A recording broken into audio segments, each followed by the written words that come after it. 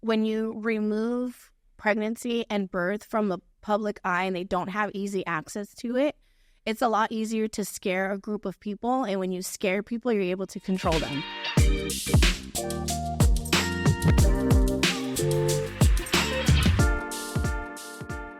Welcome to the Found Free podcast, where we mix everything between spirituality, entrepreneurship, care work, justice-oriented work, and we do the damn thing, and we do it the way that only we can do it. So I'm your host, Sabia Wade. I'm here today with Flor Cruz, also known as Badass Mother Birther, and I'm so excited about this conversation because I know it's going to be so supercharged with so many things. But before we get into it, I would love for you to be able to introduce yourself.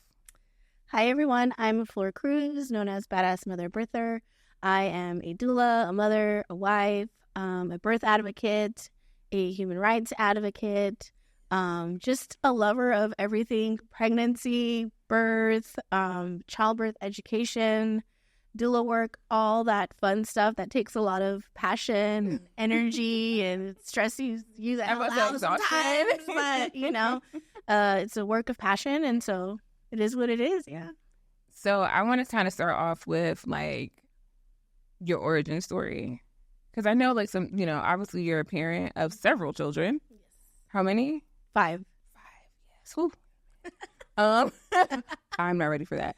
But, like, how did you get into this work? What is your origin story? I would say that always as a little kid, I've always been kind of really curious about, like, birth. It always felt like something that was so, like, mind-blowing. So when I was around 7, 8 years old, we lived in an apartment complex. And at that time, when you lived in an apartment complex, like, everybody knew everybody, were in everybody's business. Like, everybody just had their doors open. All the kids played together. And one of the ladies in our complex was pregnant. And I could hear her making sounds, and I wasn't sure what those sounds were. So when I went to go walk by her apartment door, it was open, and I just happened to walk in on her birthing her baby on her couch by herself. Ooh. And so that was my first exposure to birth, was an accidental free birth. So it was really powerful at that moment to see someone doing it on their own. They were fine. The baby was fine. She was obviously in shock. That wasn't her plan, but it was a really powerful moment that kind of spiraled me into this, like, wow, like, pregnancy and birth is, like, amazing, but then also not understanding why everyone went to the hospital to have babies.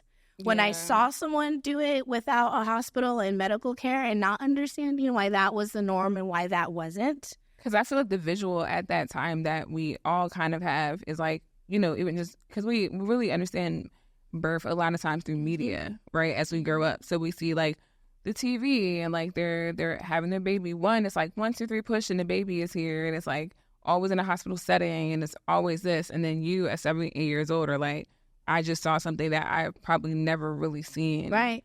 But I have this understanding that we're supposed to do it in the hospital. We're supposed to do it, and I just saw something happen that's totally out of alignment. That's, like, a foundational time to just be learning stuff too. Absolutely.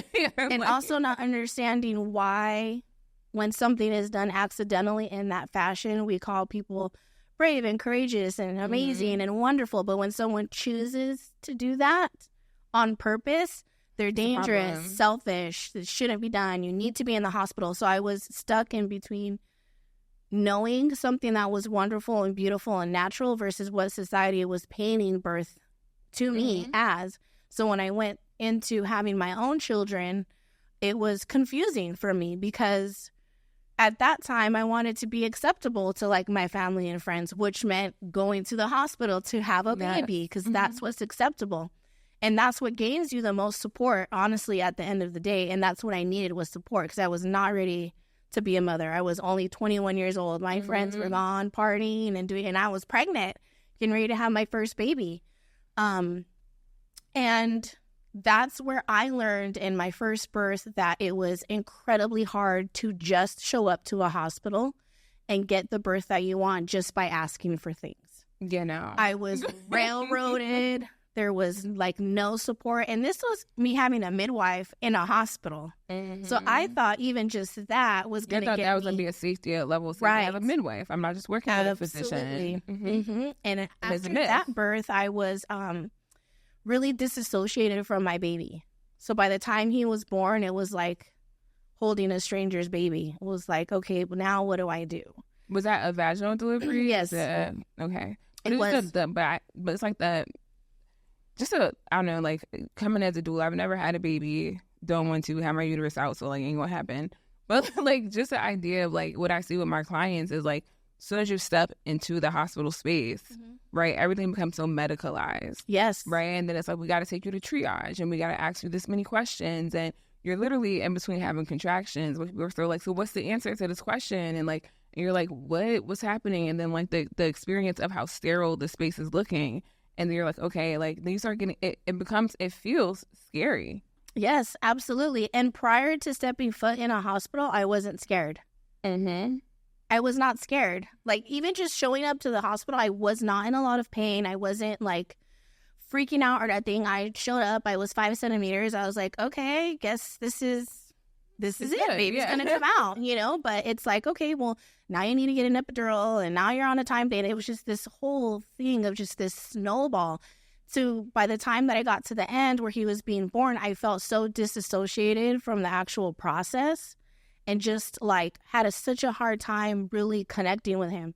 So when I brought him home, and he did spend some time in the NICU because he had pretty bad jaundice.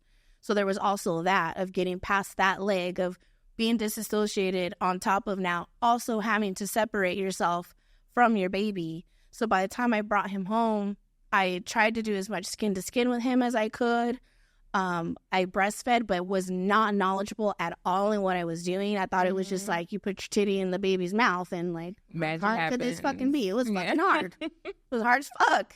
Yeah. You know, so I ended up formula feeding due to my own lack of knowledge and not doing my own research. Mm-hmm.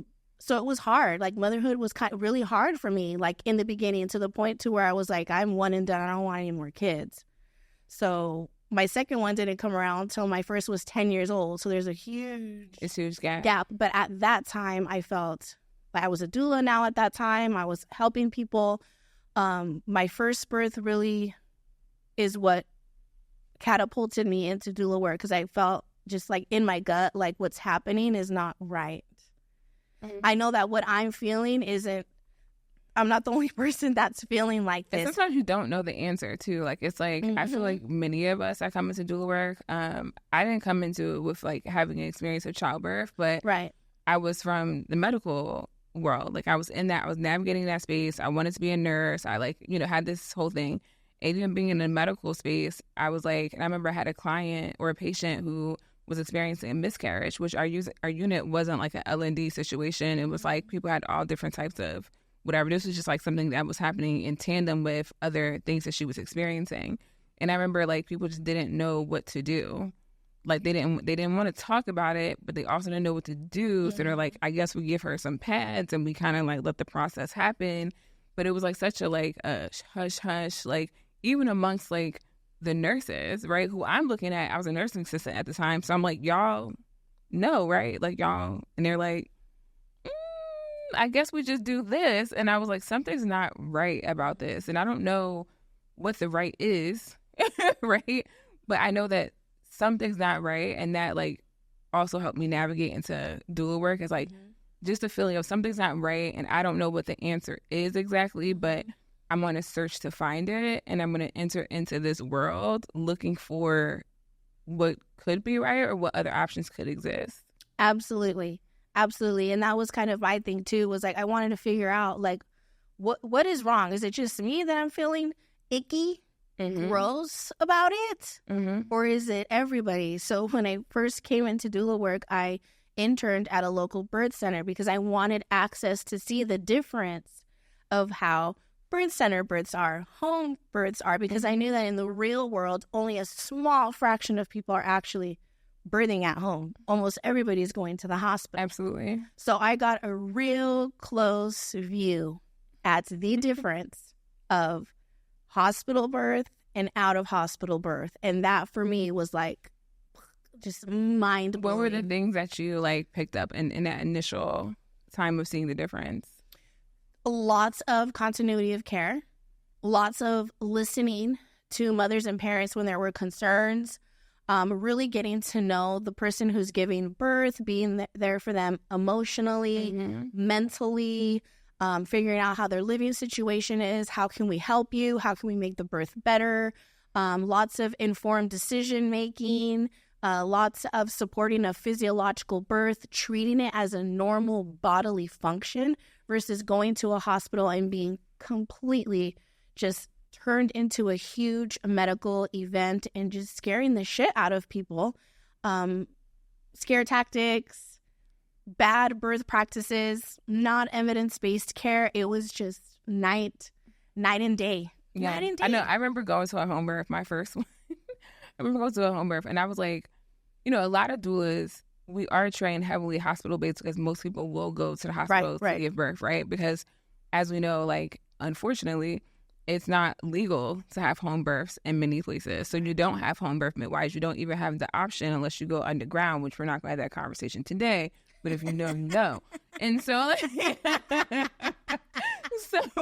so it's like, with that, I remember going to the home birth and just a difference, even as a doula coming into the space, just as a person, right? Because I feel like even for like, obviously there's like the birth experience for the person coming into it, right? The person who's carrying the child. But even as a family member or the partner, they come in scared too. They start being like, oh shit, like what are we going into? Like, is this like, are you going to, and the fear is, as soon as you come into the space, honestly, it feels like I'm going to have a C-section. Right. Because everything is so medicalized where you're like, can I get, and then people are asking you like, as soon as you come in, do you need an IV? Let's start you on Pitocin. Let's do this, let's do that. And like coming into a home birth as a doula, someone who wasn't even experiencing like the actual birthing thing, you know, I was like, oh, there's food on the table? Like we just got snacks. Right. Like we just got snacks. Right. Oh, the pregnant person is just walking around and doing their thing, and maybe they're laying down and their family is here and the kids are here, and you know, the family pet is here walking around doing what they do, guarding, you know, how animals get, right? Like, and just like, it's just such a different energy. Vibe, girl. The first home birth that I went to was with an indigenous couple, and she gave birth in the water when it was raining outside near a fireplace while her husband was playing the drums. It was just such like an out of body experience of just like, oh my God, this is so surreal, like just so different. And the baby was just so calm and peaceful and like, and also really realizing how much secondary trauma I was enduring in hospitals. Just all witnessing all the abuse and like birth rape, obstetrical violence, and just enduring a lot of that trauma as well, as opposed to you. It does happen at home. I'm not going to say it doesn't. Yeah. It can definitely still happen at home, but the rates are a lot less for sure of that happening at home with the midwife. And so there were lots of times where I had to step back from going to hospital births just to protect my own mental health. For your own care. Absolutely. Can we emphasize that point, though, for a moment? Because I feel like as birth workers, especially birth workers that are, when I say birth workers, there's a general population of care, you know, birth workers. There's doulas, there's midwives, there's this, there's that, whatever. But there's also a part of us that are specifically dedicated to human rights, social justice, reproductive justice, obstetric violence. Like, we're very, like, conscious of these things, and that makes the birth work pool even smaller. Yes. But I also feel like when you get called into this work or moved into this work, it becomes a place where whether it's conscious or subconscious, you begin to think that it's my role to absorb the secondary trauma day in and day out. Like, I have to be there day in and day out. And there's, like, doulas that I work with where I'm like, babe, you need to take a break. And to be honest, it's not ethical as a birth worker to endure that and to keep enduring that and then to take it to the next person's birth and then taking that to the next person's birth. It's not ethical to work like that. It is not. You have to be conscious of yourself, the things you are enduring, what you are doing, how you're de-stressing. Are you going to therapy? Are you unraveling things? Are you talking with your community? What are you doing to be able to show up to the next birth adequately and competently? without your own biases. Yes. Right? And showing up to the birth is like, you know, what I feel like you're saying is like, it's not just being a body, right? Because like, you know, as doulas, you know, we have our toolbox and we have like the things that we learn, and like that's only a part of the work. A lot of it is the work that we're doing on ourselves to be able to hold a space. Because when we come into especially a hospital birth, right? Like I know when I go to hospital births, like my nervous system is on a different level of alert. Right? I'm looking at the monitors. I'm trying to see like what is the vibe between the physicians and the nurses? What is the system that I'm currently working in? And we know certain hospitals have certain vibes and certain things that they practice. Like, is my client feeling heard? Is their partner feeling heard? And even like with their partner, if they're especially like people of color, especially men, in their need to protect, they also like, I don't want to like scare anyone. So how much can I say or what can I express? And it's like automatic, you're just going in like elevated, right? You're going in elevated. And I often look at that, and I'm pretty sure you can get some context on this. Is like sometimes like hospital births versus the home birth. The hospital birth will take so long. It'll take so long but when I say that, I mean with a person who is like totally healthy, totally fine, like everything has been, you know, good. But it's like now we're here for 4 days. And when I look at that, I'm like, as a doula, I'm like, what is the mental aspect of what's going on here? What is because at home, that probably would have taken maybe half of that time. And that's just fact, right? But we also have to talk about the stress that people are enduring prenatally, not just during the labor, but we're also talking about a whole 9-10 months of someone enduring stress, whether that's being fat phobic, being put on a scale, already being treated with oppression, racism, industrialized care, not being listened to, being scared. So you have this person that you've been stressing the fuck out their whole pregnancy. Then you put them in, you have them during labor. You're stressing them out even more during that time. What is happening to our adrenal glands?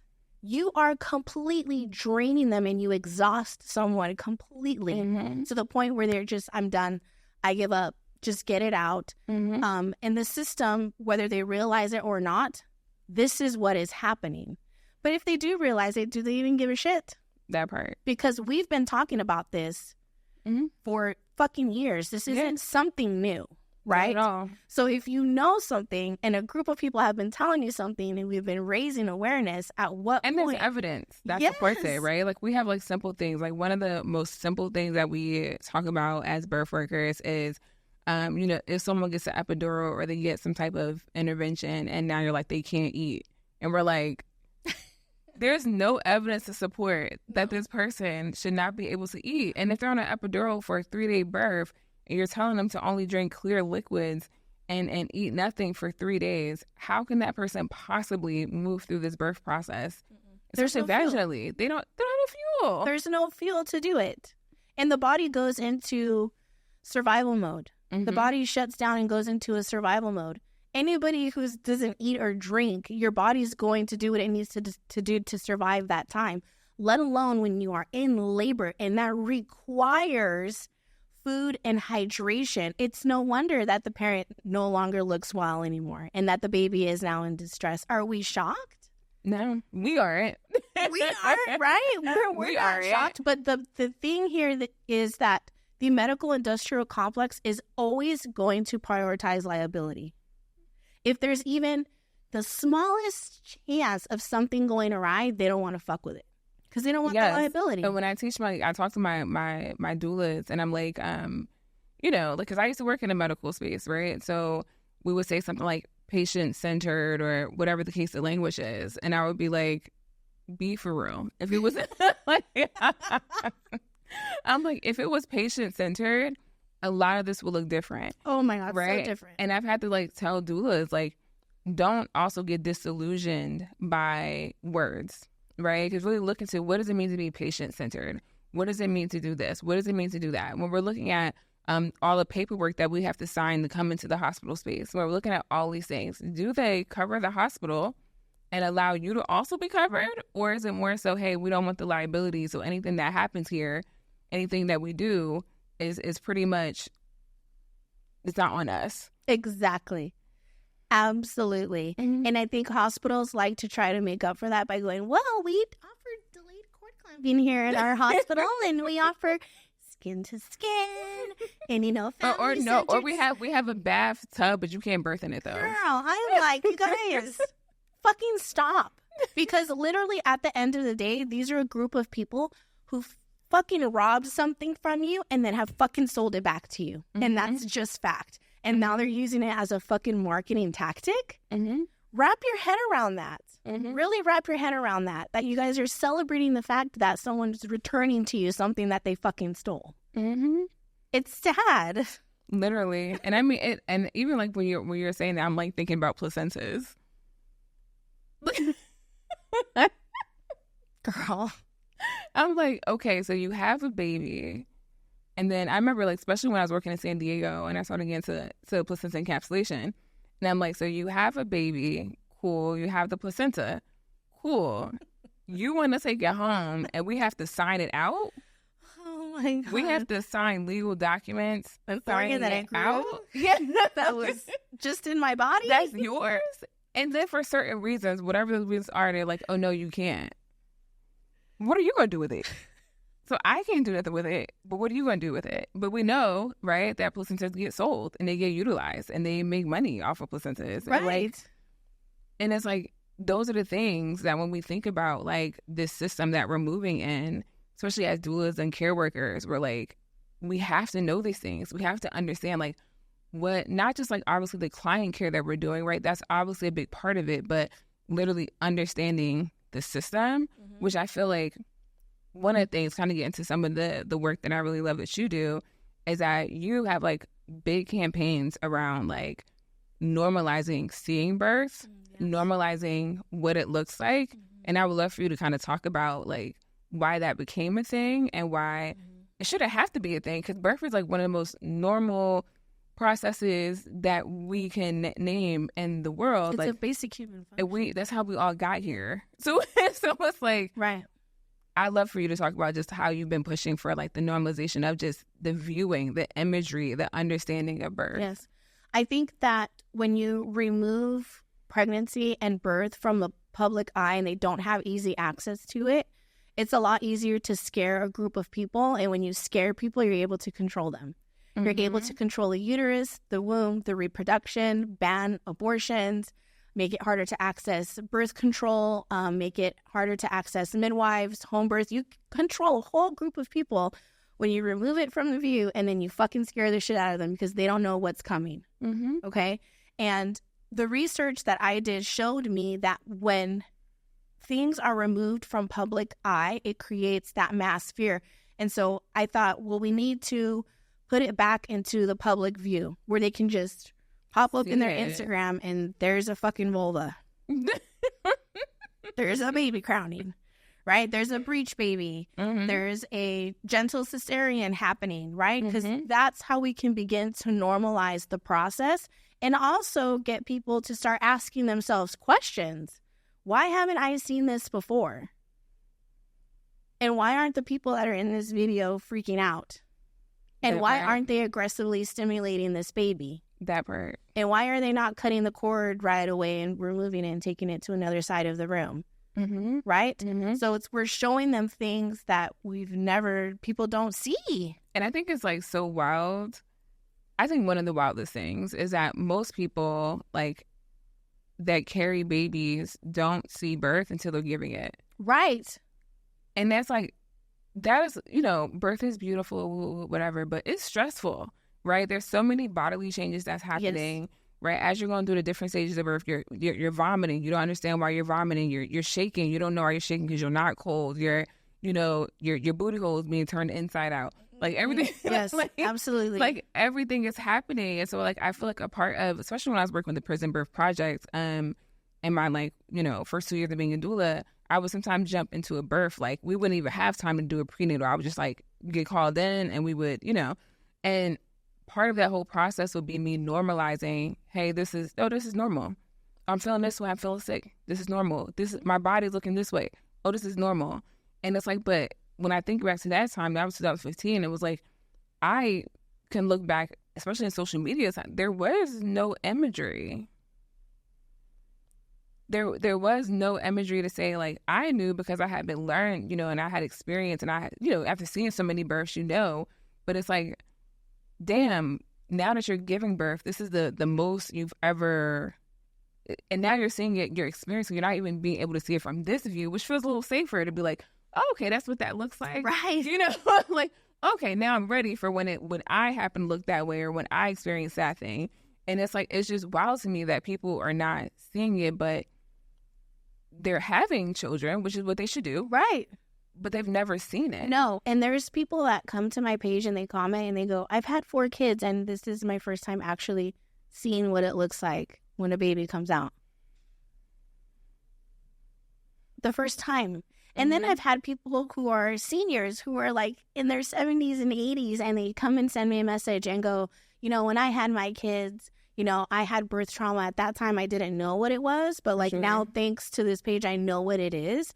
And like sometimes I come here and I watch people give birth and I just pretend that that's me so I can try to resolve some. Yes. And I'm just like, the page is not just helping people who are in the reproductive phase of their lives. It's helping so many people that are in so many different areas of their life. And the page is doing so much more than I thought that it would. It has reach. But it just goes to show that necessity was there. Like, and that page is badass mother birther. So you on Instagram, so you will see vaginas and vulvas. Yes, you'll see everything. There's nothing that's gonna be off, right? But that also brings me to like censorship. Yes. Oh my gosh. So I know in the world of social medias, right? Like there's just a bunch of censorship. And it's been wild because, like, first of all, I'm here for freeing the nipple, freeing all of that, right? But I definitely have seen just like where, when the imagery is something that's sexualized, especially for the male view, it's cool. We can see it. It's fine, right?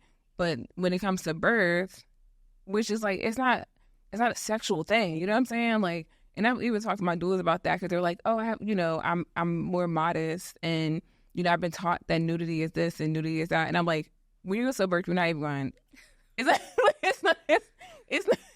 not that same type of energy. You know what I'm saying? Like, it's not a sexualized energy, if that makes sense. Right. I mean, there are fetishes out there. There are some people who, fetishize. And for all y'all that don't know, we deal with, and I'm pretty sure we deal with like people that fetishize birth and they act like they're pregnant. And so they'll text a doula or message a doula and say, I'm about to have my baby. I'm in labor right now. Can you help me? Can you text me through this process?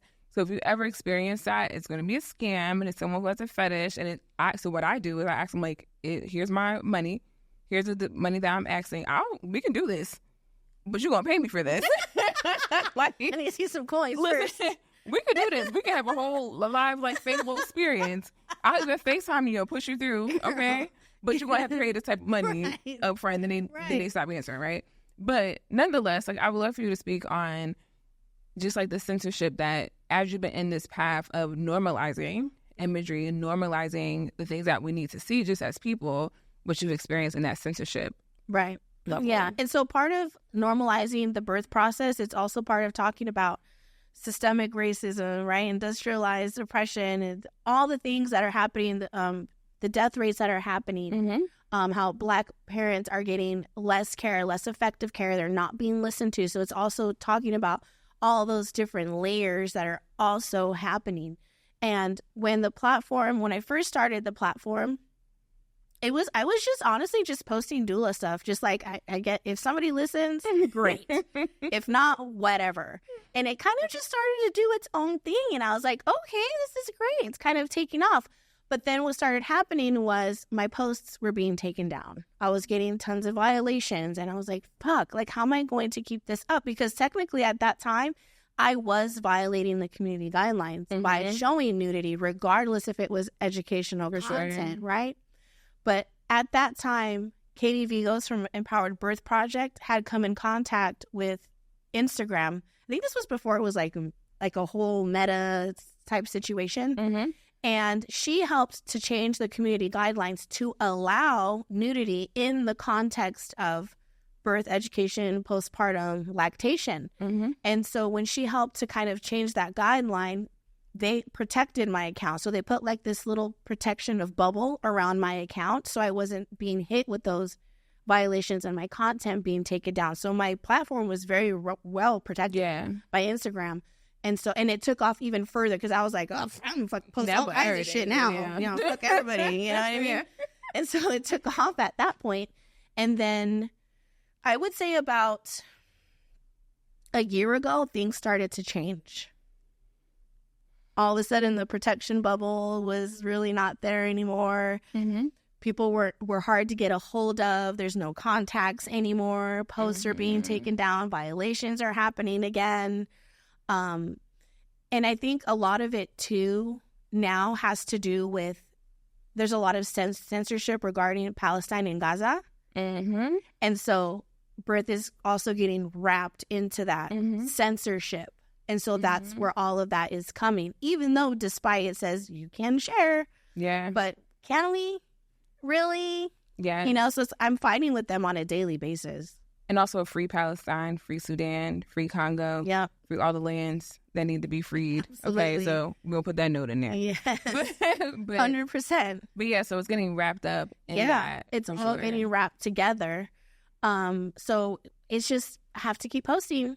And I think, too, like, one of the things, like, you, like, when you were naming, like, how in the last year, right, like, you've been seeing different, like, censorship and all that. And it just made me think about, like, our political climate that we're in. And that, like, you know, we're in this election year, which, like, you know, like, we're in that. And we're seeing so much. And we're going through all these genocides. But it just reminds me of, like, how birth is political. It is political. And people get really upset when they see posts when we're talking about Palestine and the Congo and Sudan. They get really upset because they go, I come here to see birth. Why are we? Birth is political, you guys. Birth is political. Like everything that you guys have right now, even if it's just a tiny bit, it's because people are advocating for that and they're speaking up about it. It is political. They're not separate from each other. It's one. It's one thing. And so it also bothers me when I see other birth workers who are supposedly advocates who are not talking about this. How are you not talking about this? And I think it's such a separation. Like, I think this has been created, especially in our, like, westernized society, that, like, there's this bubble of, like, oh, that's what happens over there, right? That's what happens over there. When it's like, okay, maybe we're not necessarily experiencing a war and a genocide the way that Palestine is right now, right? But it's a bunch of shit happening right here in the U.S. that, like, if you don't open your eyes, you don't see it. You get what I'm saying? And if you're not doing the kind of work that we're doing, you don't get access to those situations. Like in my nonprofit, there's a whole bunch of houselessness.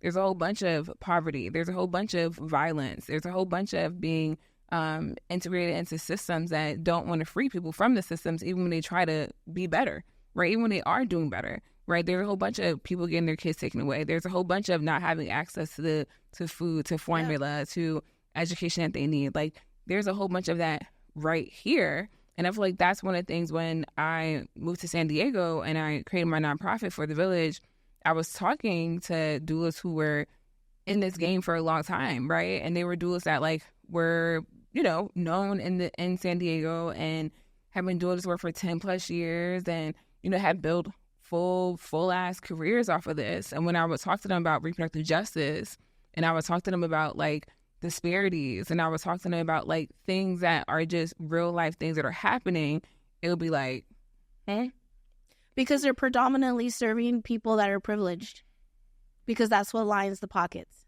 And it's just a business model. It's a full-fledged business instead of the actual community person that it actually is, right? Like, doulas haven't always been doulas. They used to just be people who supported people in the village when someone was having a birth. That's just what it was. It was a birth companion, someone who was knowledgeable in that area, who could help be a support system during the birth. But along the line, like everything else, we like to capitalize off of things and we like to turn it into things and business models. And it's necessary, like, you know, part of the things that I talk about in that, like, that, you know, because your doula wasn't named the doula. It was your aunt who, you know what I mean? Like, it was a grandparent. It was a community midwife. It was right? It was all these people that were just, they, in a way, they had the time, right? Like, and they may have been like going through other struggles, right? But at that time, like, women couldn't work for real. Like, they couldn't. So what they did was commune, right? And we did these things, and that was such a natural part of what it was. But then we were talking about, like, it's always that, like, catch-22 where it's like, of course, I'm happy that women can work and that we can open bank accounts and do that kind of stuff. But it's also, like, the insidiousness of, like, capitalism that's like, okay, well, now your aunt or your grandmother that would have been your doula, quote unquote, they got to work until the end of time. Exactly. Like, now they got to work, and they're like, they retire and they come out of retirement to go work because everything's so expensive. Absolutely. Right. And so now you have doulas who are, in a way, like, out of survival, have had to create some type of system to make it a business, to make it a thing. Right. But it's like, at the same time, it's, you know, it's gotten away from its origin. Yeah. And it's hard to keep the origin as we continue to build. We want doulas to be something that people know about. 100%. Right? But it's like, I remember even in 2015 when I started, like, people didn't know about doulas the way that they do now. And, like, obviously you've been doing this work for so much longer, but it's like, now they do know about doulas.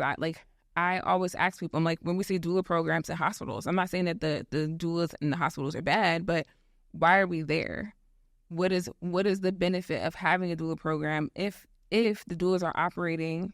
It's not benefiting patients like people think. It's not operating in the origin of how we actually do our work, which is to be centered on the client, no matter what atmosphere I'm in, the hospital, the home, the woods. Like, I'm here to center this person. And, like, now that doulas are being something that's more just out there, more, you know, known to the world, more public, now we're seeing, like, different versions of how doulas have to operate in order to do this work. Yes.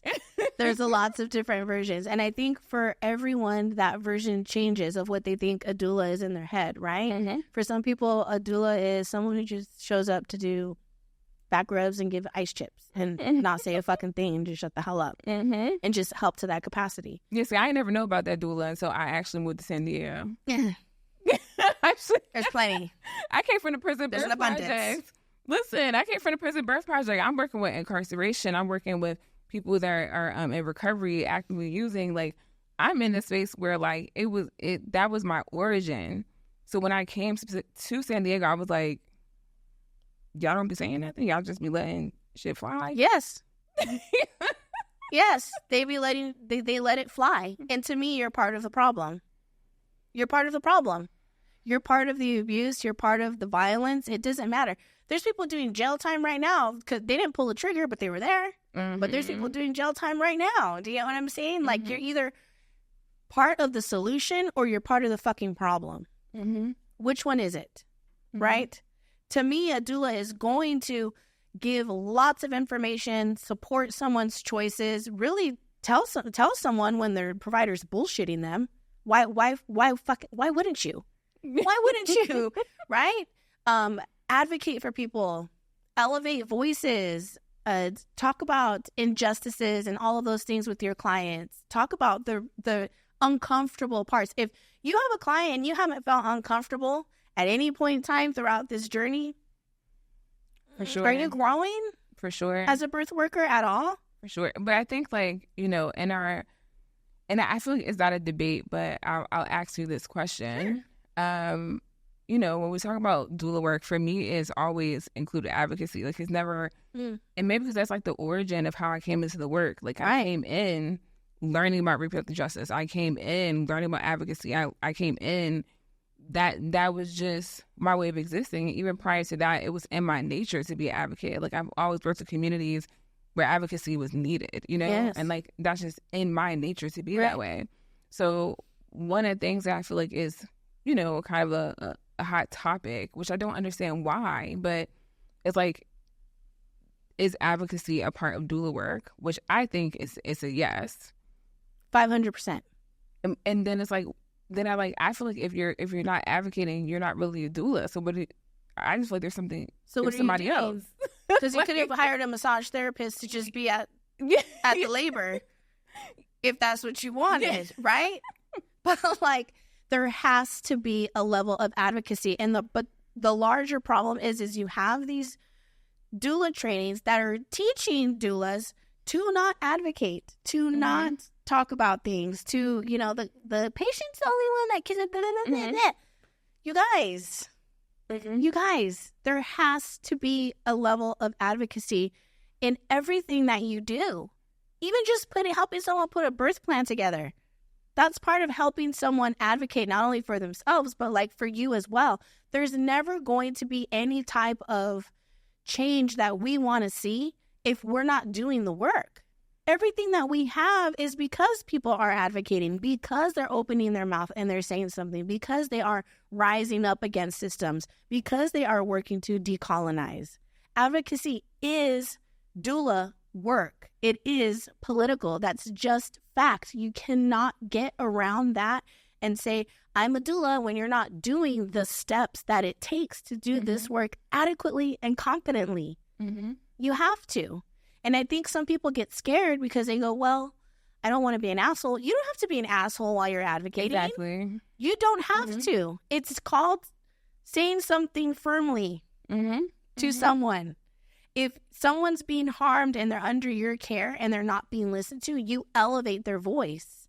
It's really not that hard. It's not difficult. But if you have a doula who wants to be liked by everybody in the fucking room, that's a problem.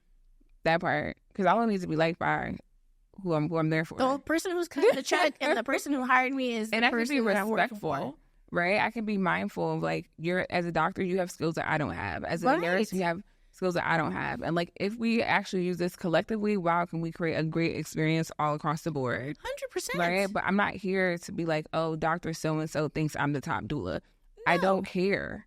No. And it also makes sure to like say thank you in spaces where like someone's being taken really good care of and they are being listened to and they are being offered alternatives and choices and all those things. I always also make, as much as I'm speaking out when shit's not right, I'm also saying thank you when shit is right. Like, hey, thank you so much for doing that. Thank you so much for listening. We really appreciate all your help today. Yes. Yes. It can be both. And I think like that's like, it has to be emphasized, that part too, because like, for example, like, you know, in the birth community, we're like badass mother birther, right? Like, we're like, Flor won't get the shit done, right? Like, Flor won't say the shit, you know what I mean? But it's like, I think sometimes it's missed, especially on younger doulas specifically, that like this work doesn't have to look like conflict. No, it doesn't. Even when we're in systems that maybe we are not the fan of, right? We're not the best fans of these systems, but like, it doesn't have to always look like conflict. Like, there is the thank yous. There is the nurse that is like working with you, that is with it. There is a doctor who's like, I'm happy that you're here. This is gonna make this even better for all of us. Like, there is all of that. And I think sometimes like there is a system, right? Like, we know the system. We can name this one the medical industrial complex. And there's also people who work within that system. And some of them are awful. Some of them are great. And then we also have people that even work outside of that in hospital, out of hospital settings, home birth midwives, whatever. Some of them are great and some of them not so much, right? Like, we're all still like navigating like this space of finding what works, who's in, who's not. And even in our community as birth workers, like, that doesn't make us free from being assholes. No. It doesn't make us free from making mistakes. It doesn't make us like, which I think sometimes like people get into birth work on an egotistical, like, now I'm this like superior person that helps people heal, and it's like, even that is dangerous. Yes. And I think that like when you said that you came into doula work without actually like already having a kid, to me, I think that that's lovely and that's wonderful, because what that says to me is that you didn't come into this work with your own motives or trying to heal your own trauma through other people. You don't have your own biases about things, right? And so to me, that's lovely. I don't think that because someone doesn't have a child that you shouldn't hire them as a doula. To me, I'm like, this person's coming probably a way cleaner slate. Exactly. And another motherfucker who had like 3 traumatic fucking births. You know what I mean? And that's, oh my gosh, I told doulas that like, it's so important, especially for people like you that like are really like leaders in our space, to say that, because there's so many doulas that come in and they're like, well, you know, I'm too young, or I don't have kids, or I don't have this. And I'm like, there's going to be a person who's looking for someone who has no opinion about certain stuff. Right. That's going to really be able to hold the space for them to figure it out while you're figuring it out with them. Like, and then there's going to be the client who wants someone who's like, you know, a grandmother to them, right? Like, they're going to have that energy of like, I've had kids, I have grandkids, this is what I did. Because everyone's going to look for something different, right? But I think like there's so much value to having that clean slate. Yes, there is. Because I came in clean slate, like I ain't raised no kids. I don't listen. Absolutely. Like I'm here to be open. All the time that I'm gonna like really have an opinion if something is dangerous. Right. There's clear things that are dangerous. Right. And when I say dangerous, I don't mean telling people not to co-sleep. I'm not talking about that. I'm talking about like real danger. Because even with that, like I know like coming into doula work, people like, you know, when I, especially postpartum care, they would be like, you know, how do you feel about co-sleeping? And I'm like, well, how can we do this in a way that is safe? Right. How can we be open to, because there's also cultural context to that, right? There's historical context to that. Who am I to tell you that you're wrong? Right. And so when people ask that question in particular, like, how do you feel about it? It's like, it doesn't matter how I feel. It doesn't matter how I feel. How about I just help you gain the information and you can look through all of it and then you tell me how you feel, because this is your baby. This is your body. You're the person that's going to be doing this for the rest of your life. Not me. Not me. It doesn't matter how I feel. And I'm pretty sure you get that pressure because you have all the time. You have a bunch of kids, so they're probably like. So people are always, "How do you feel? What do you do?" And it's like, it doesn't matter. I've already had my kids. It doesn't matter. What makes you happy? Because that's part of having individualized care, right? If we didn't give people information, then none of this would even be happening. We wouldn't have doulas. We wouldn't have all of these things happening in the world. But right now, more than ever, I feel like if I was a newer doula right now in 2024 trying to come onto the scene, I would be so fucked. There's just so many trainings, so many opinions, so many little cliques, so many people fighting with each other, and just birth keepers and so many different names for shit. And like, I would be like, this is just too much. I don't know, man. But like, I have the luxury of having done this at a time where it wasn't trendy. It wasn't popular. There weren't all these things. So I'm able to have more solid footing and confidence in who I am as a birth worker and where I can shut out all the buzz. Because there's a lot of buzz, right? Lots of buzz. Because as we grow as like a profession, right? Like, which we have feelings about that, but like as we grow in that way, there's going to be new this, new that, new whatever. And like, even when doulas come to me and they're like, you know, they come to my organization and are like, should I become a part of this? I'm like, I tell them, what are your values? Right. Start with that. What is your values? What is your morals? Because like when I named BADT, which is birthing advocacy, it was very intentional. Right? It was like, we're birthing advocates over here. And if for you coming into a space and doing advocacy work is not going to work for you, if you being in an inclusive space, it's not going to work for you. If that is not something that is, you know, I'm not going to shame you for it, because you got to go where you got to go for your own journey. Right. But this is what this is. Yes. And that's the same way that people should figure out if they want to be on someone's journey with them or not, right? Because a good doula is not going to take on every client that wants to hire them. I tell my client, my doulas all the time, I'm like, if you're trying to make yourself available to everyone, you're speaking to no one. Exactly. Because you can't be and it's not to everyone either. Yeah, like, to be honest. Yeah, like it's like I'm not going to be a good fit for certain people, not because I don't like them, not because I have a problem with them, just because I don't know certain stuff, and so I feel like I'll be in the way as I'm trying to, because I don't understand your cultural context, I don't understand the history, I don't understand this, I don't understand that. I'm going to be a problem because now I'm going to require you to educate me the whole time. Yes. When I could actually just have a doula that understands this. You are hindering someone from finding their most competent care, is essentially what you are doing when you are interjecting yourself in spaces where you don't fucking belong. And you know that. And you know because you feel it. Yes, you can feel it. Because you're like, I'm not sure. Or they said this one thing that I just, you know, or the expectation was really not what I wanted. If you already know, don't. Bitch, that was a red ass flag. Listen, and I made a mistake one time because I worked with, and not a mistake working with them. I made a mistake in myself, right? Because I worked with a client who was a Black woman, which was great, right? I was like, okay, yeah. and she was very into Christianity, which like I was like, I'm not, but I was like, okay, like we can still do this because like we have this one thing in alignment. And I thought that was the most important part of our dynamic. And at the end, the birth was successful, vaginal birth, it was great, whatever, but she didn't feel like she got what she needed, right? And when I really looked at it, right, I understood that her Christianity was something that was so important to her that I could not connect with her on. And even though the birth was great, everything happened the way that it happened, she wasn't satisfied. Right. And I remember in the consultation phase, we were talking, and I had that feeling of we have a lot in common, but this one thing seemed like a really important thing to her, and I don't have that. That's not who I am, right? And like, because I didn't listen to that, and I was also desperate for money. Yeah. I was, how am I going to pay my rent this month? Like, whatever the case was, I pushed forward, right? And like I said, like, I'm happy that we had a great birth outcome, right? But that connection that she needed in that specific way, I wasn't able to provide. And I knew that from the beginning, but I took it upon myself to identify what I thought was more important. Right. And it wasn't. Yeah. And I think a lot of doulas, or all of us, have made mistakes in that way, right? Of like taking on a client when we knew maybe like we shouldn't have.